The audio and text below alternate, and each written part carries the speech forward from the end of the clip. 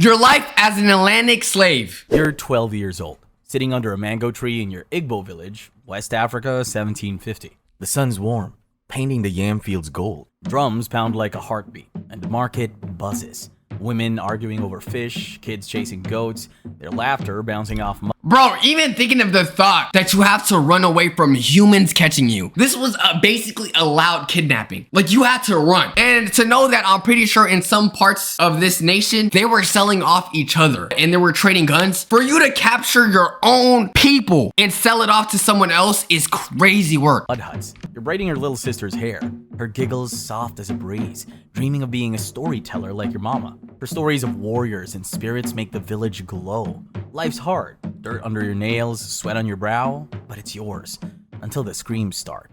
Dawn cracks open with a roar. Huts explode in flames, spitting embers like angry stars.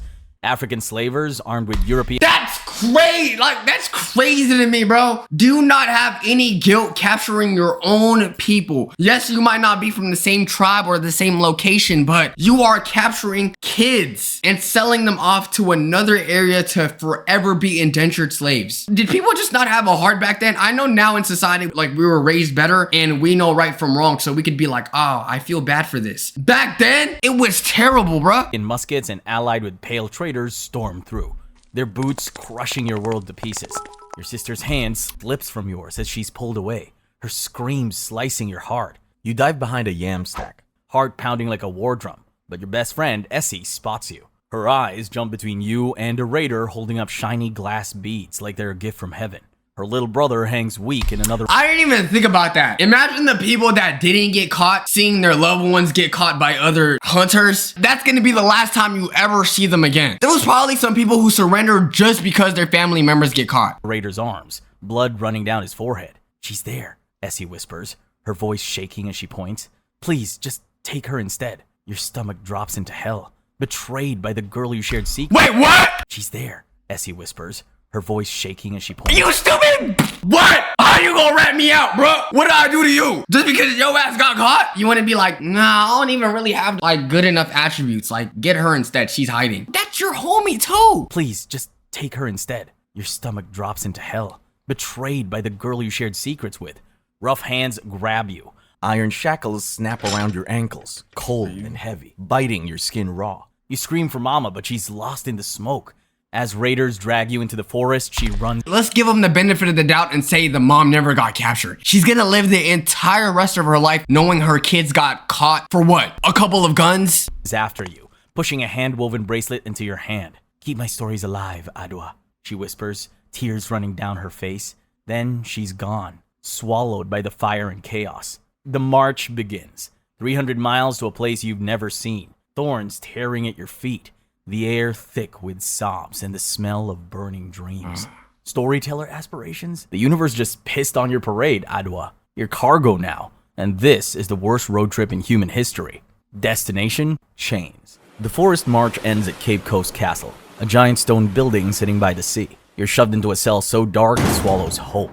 The air chokes— Hold on, bro. I think you skipped the whole boat ride part. That's not even to mention that. I remember in history, they would use baby slaves, throw them in the ocean as shark bait. Do you know how insane that is? Like, it's already not horrible enough to be tied down in a boat just filled with other humans. You're gonna take people's children and then feed it to sharks so they could leave you alone. It's so terrible. Am I tripping, or I feel like slavery is not, like, it's talked about in class, but they make it sound much more simpler than it was. Like, there is so much extreme things that were done that they just glance over. Like, this was definitely 1,000,000 times worse than what you think it was. you. Sweat, piss, and death thick as mud.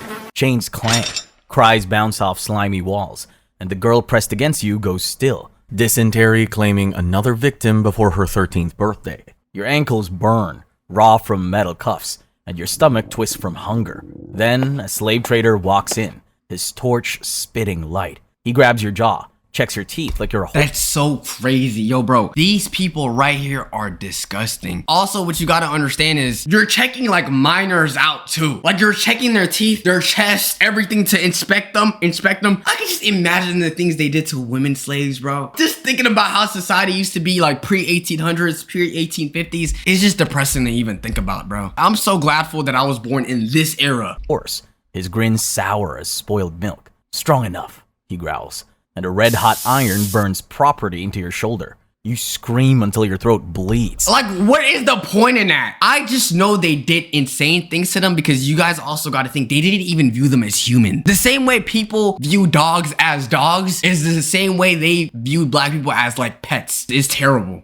The smell of your own burning flesh filling your nostrils. They call you Mary now, stripping your name like it's nothing more than old cloth. You grip Mama's woven bracelet, whispering Adwa to keep her stories breathing in this tomb. A guard catches you, his whip cracking your lip, blood dripping like bitter rain. You hold back tears. Crying's a death wish here. In the dark, a woman, Ya, slides you a handful of mush, her eyes sharp but kind. We're planning something, she whispers, nodding at a ship outside. A revolt. Your heart leaps. And that was so scary. The fact that you could potentially try to escape, but let them catch you, buddy. You're gonna have one more leg remaining. Seeing the punishments that they did to slaves to scare everyone else, like they were so elaborate with their plans too. That's what's so scary. Like they made sure to make examples of everyone that even remotely had hope. And it's like, there's certain things y'all could have done to make it even a little better. The fact that y'all changed their names, made them forget about their identity, like snitch on others is so twisted, bro. Freedom or death. Finally, a choice that matters.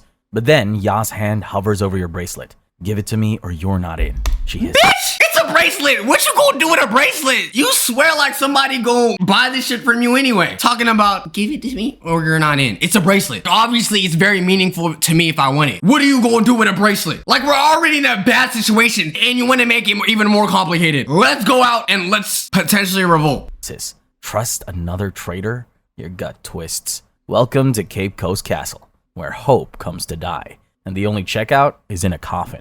You're chained in the belly of a slave ship, a wooden coffin rocking on a wild sea. The space is so tight you can't sit, your knees jammed against someone else's back, the air thick with vomit, sweat, and human waste. You can taste death on every breath. Bro, I didn't even think about that. Not only is the room super crowded, but y'all think they picked the slaves one by one and told them, yo, you want to use the bathroom next? Yeah, go ahead, use it right here. No. So they're already in the sea, they're cooped up next to each other, and they most likely had to use the restroom around each other. So the living conditions in there mentally just messed them up. Planks creak under you, wet with filth, slick with fluids that have no names you want to know. Above deck, women's screams pierce through the hull as crew members take and then God forbid one of them has an airborne illness, cause you're cooked. Their privileges, stealing their innocence and dignity. Their bodies no longer theirs. Their leers crawl over you like roaches when they bring you to daily slop. You can call watery gruel and maggoty hardtack food. Your bracelet, Mama's woven gifts, digs into your wrist. The only thing keeping you sane. You traded it to Ya for a spot in the revolt, but she pressed it back into your hand before the guards chained you here. Tonight, she whispered, when the moon hides. Midnight hits. Ya presses a rusted nail into your palm and whispers, work the chain's weakest link. For 30 minutes, you grind the nail against the iron, fingers bleeding, metal screeching softly until the chain breaks. Your hands free. You crawl through the dark, bodies shifting like a living sea. Others working their own chains loose, some with stolen tools, others using their teeth to knot ropes. But boots thunder above.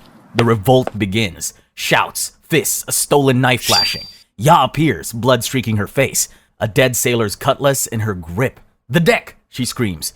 But musket blast and... See, that's what I thought was gonna happen. What is a knife to a gun, bruh? And also, it's like, it's so bad when one person starts a revolt because everyone is gonna be punished for that. And that's how they scare everyone to make sure that they're all in line. Like, oh, you're not gonna snitch on each other? All right, all y'all getting punished. That's how terrible it is. After her call, the crew was ready, always ready. Blood splashes across wooden planks like spilled wine, and Ya's dragged to the rail, still fighting, still screaming defiance as they feed her to the sharks.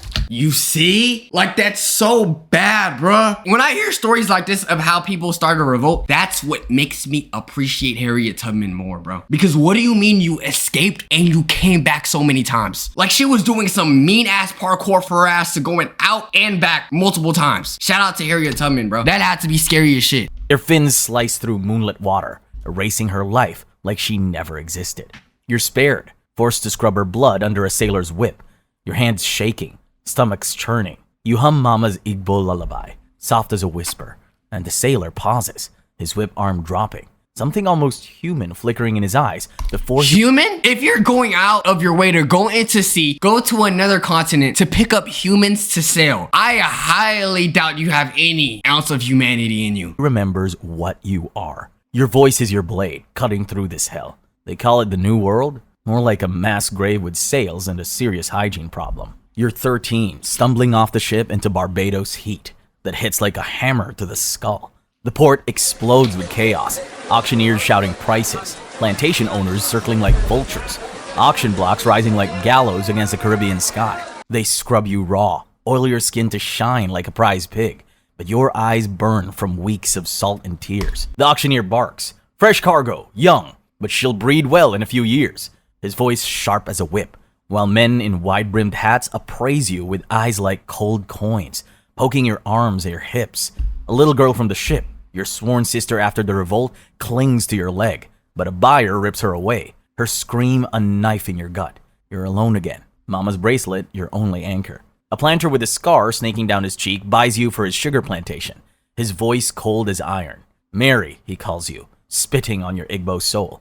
Dragged to a shack, you find a rusty nail and carve Adwa into the dirt floor.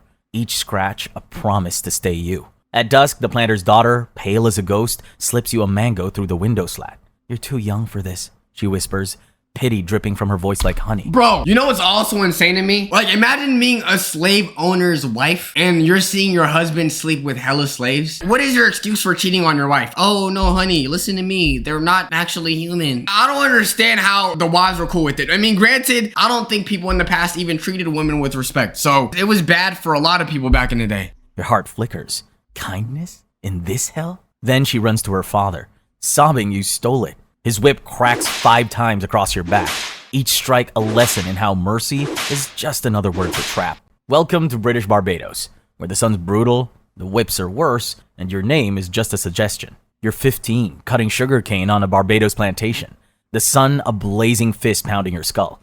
Endless green fields stretch to the horizon, razor-sharp stalks slicing your palm, blood mixing with sweat, dripping like red tears into Caribbean soil. 16 hours a day, your machete swings, blisters bursting, while the overseer's whip. You see, this is also why I believe in an afterworld. Something in me 100% needs to believe that there's a special place in hell for people who do this. What do you mean when the world ends, these people are just gonna disappear? There's no way. They gotta suffer their consequences. Cracks like thunder. His cruel game, showing off a whip worker's back at sunset as a warning, haunts you. The latest victim's cries stuck in your ears. 2 harvests pass by, each day a blur of sweat and pain. Now 17, the planter stalks your shack at night, his rum-soaked breath a poison in the dark.